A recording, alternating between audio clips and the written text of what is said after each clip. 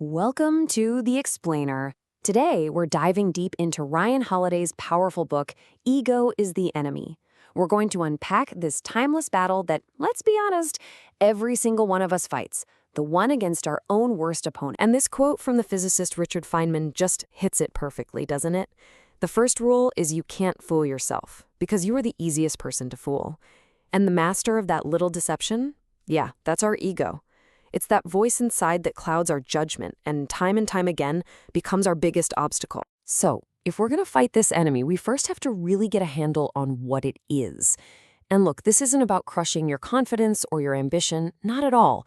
It's about learning to tell the difference between healthy self-belief and that destructive, arrogant force that can live inside all of us. I think this comparison from CEO Harold Janine is just brilliant. He compared ego to alcoholism. The egotist doesn't stumble around, they don't look obviously impaired. No, instead, they just get more and more arrogant, completely unaware that they've contracted a disease and that it's literally killing them from the inside.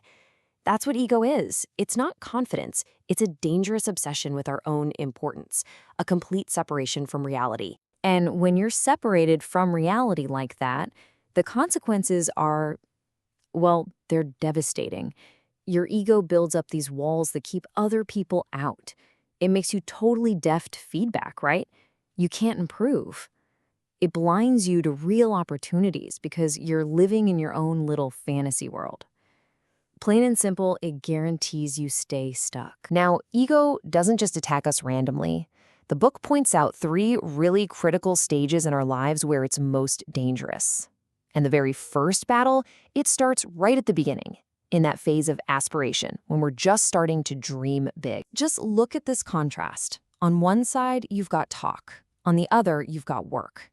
The ego loves to tempt us with talk because it's easy. It feels good.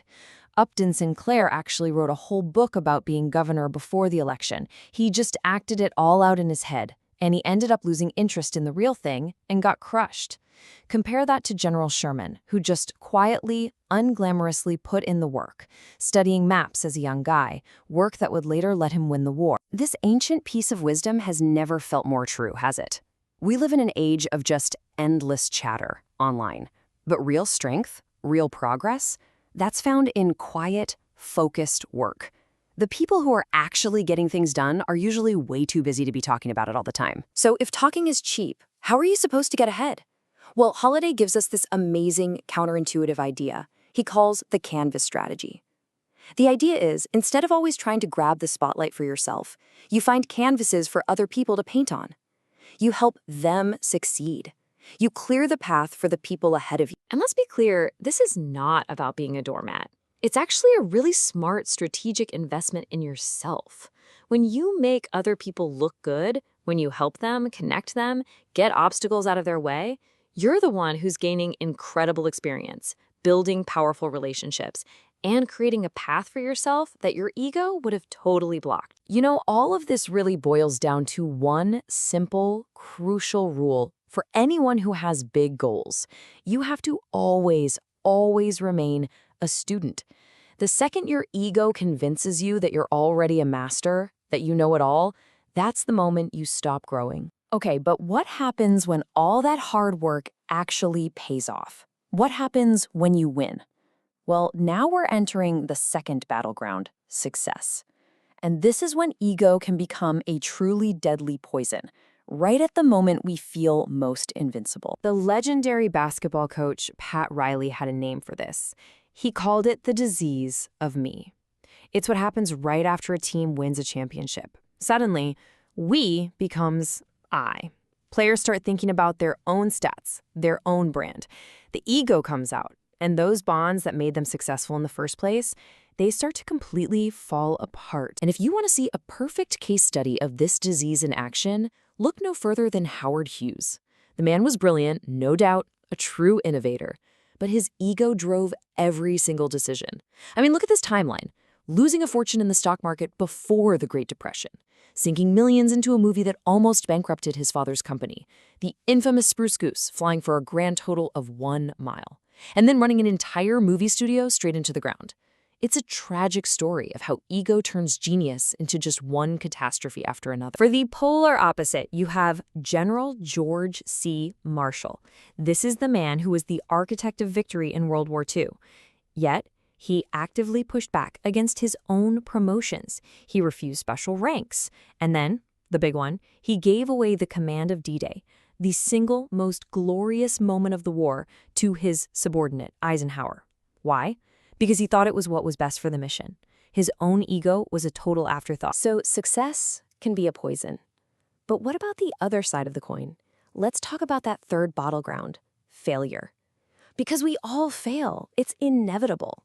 And in that moment, our ego can turn a simple setback into an absolute catastrophe. But if we can push it aside, failure can also become our greatest opportunity. Just think about it for a second. The last time something went really wrong for you, when everything just fell apart, what was that little voice in your head whispering to you?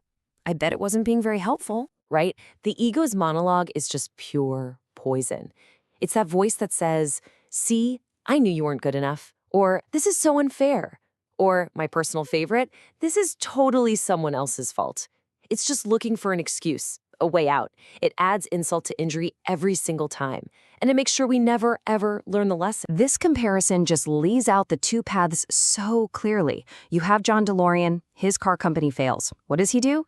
He blames everyone, he makes excuses, he digs his hole deeper and deeper until he gets caught up in a drug sting. Then you have Steve Jobs. He gets fired from Apple, a massive failure caused by his own huge ego. But he uses that rock bottom moment to actually learn, to grow, and to fix the very flaws that got him fired in the first place. At the end of the day, failure is a masterclass. It's an incredible teacher, but only if we're humble enough to actually be its student.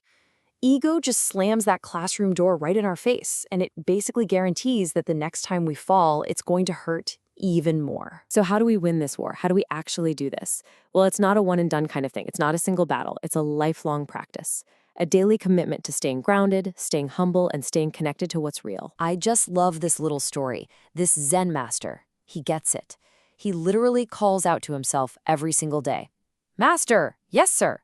Become sober, yes, sir." He understood that keeping his ego in check wasn't automatic. It required constant, daily vigilance. A reminder, again and again, to keep his head clear. And just to be crystal clear, when the book talks about sobriety, it's not talking about alcohol. It's talking about a sobriety of the mind. It means getting rid of all those toxic behaviors that ego thrives on. Being obsessed with your image, getting angry, showing off, talking down to people, needing to be treated like a star. It's about achieving clarity. You know, the price you pay for an unchecked ego isn't always some big, dramatic, public flameout. I think more often, it's what this quote gets at. It's a quiet, private hell that we build for ourselves. You can be surrounded by all the trappings of success, but inside, you're just filled with loneliness and fear. The punishment is already there. So this is it. This is the question it all comes down to, for every one of us. What are we so afraid of becoming?